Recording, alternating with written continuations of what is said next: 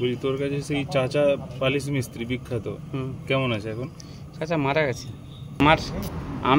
আমার এক্সট্রা দেওয়া ছিল 400 টাকা, এখন 400 টাকা পায়, তাকে যেন টাকাটা দেখে দিয়ে দিস তোরা। এবং আমার পাশে সাইকেল দোকানি সাইকেল সারাতো সেখানে, সে 1000 টাকা পেত, সেই টাকাটা পর্যন্ত তুলে রেখে গেছে। আমাদের পালিশ চাচার মৃত্যু হয়েছে বেশ কয়েকদিন হয়ে গেল। আজ বন্ধু স্বপনের সাথে গল্পের মাঝে চাচার খোঁজ করতেই চোখের কোণ ভিজে আসে স্বপনের।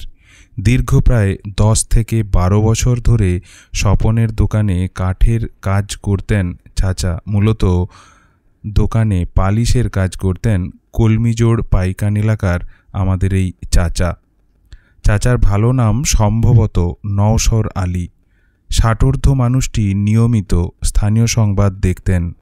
স্বপনের দোকানে গেলেই বলতেন, কাল তোমার এই খবরটা দেখলাম, ওই খবরটায় তুমি খুব ভালো বলেছ। সেই চাচাকে বেশ কয়েকদিন ধরে দোকানে দেখছিলাম না, তাই তার খোঁজ নিতে গিয়ে স্বপন জানালো চাচা আর নেই। হঠাৎই তার ক্যান্সার ধরা পড়ে লিভারে। বেশ কয়েকদিন বিছানায়, আর তারপরেই চাচার মৃত্যু। চোখের কোণে জল স্বপনের। মৃত্যুর কয়েক মুহূর্ত আগে চাচা তার স্ত্রী ছেলে মেয়েকে জানিয়ে গিয়েছিলেন রাজনগরের কাঠ দোকানি স্বপন 400 টাকা আর সাইকেল দোকানি তারক 1000 টাকা পায়। বালিশের তলায় ওদের টাকা আছে, ওদেরকে যেন টাকাগুলো দিয়ে আসে। চাচার মৃত্যু সংবাদ পেয়ে স্বপন চাচার বাড়িতে গেলে চাচার স্ত্রী সেই 400 টাকা স্বপনের হাতে ধরিয়ে বিষয়টি বলেন। স্বপন সে টাকা নিতে পারেনি। মুসলিম নিয়মে চাচার কবরে সেই টাকা খরচ করতে বলে আসে স্বপন। বলি তোর কাছে সেই চাচা পালিশ মিস্ত্রি বিখ্যাত, কেমন আছে এখন? চাচা মারা গেছে। ভালো নাম কি? নওশর আলী। কোথায় বাড়ি? বাড়ি কলমিজোড় পাইকান। কিভাবে মারা গেল? মাস 4 ভুগছিল, লিভারে কি ইনফেকশন হয়ে গেল। আর তোর কাছে যে টাকা পয়সা পেত?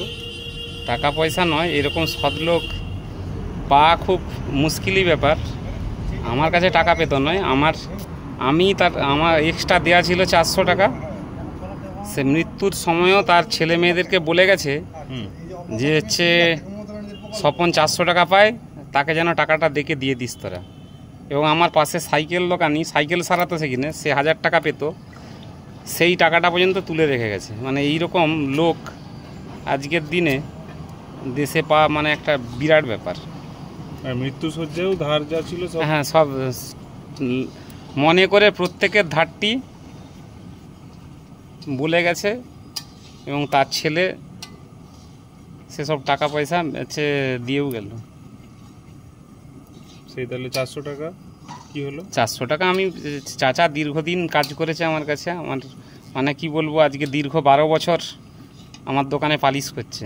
তার সদ্দাহে ধূপ দুনা করার জন্য বলে দিয়েছি। তাই তো কবর দেওয়া হবে। হ্যাঁ, ওই কবরেই যাবো। আমরা তো জানিনি ঠিক কিভাবে কি হয় ওনাদের।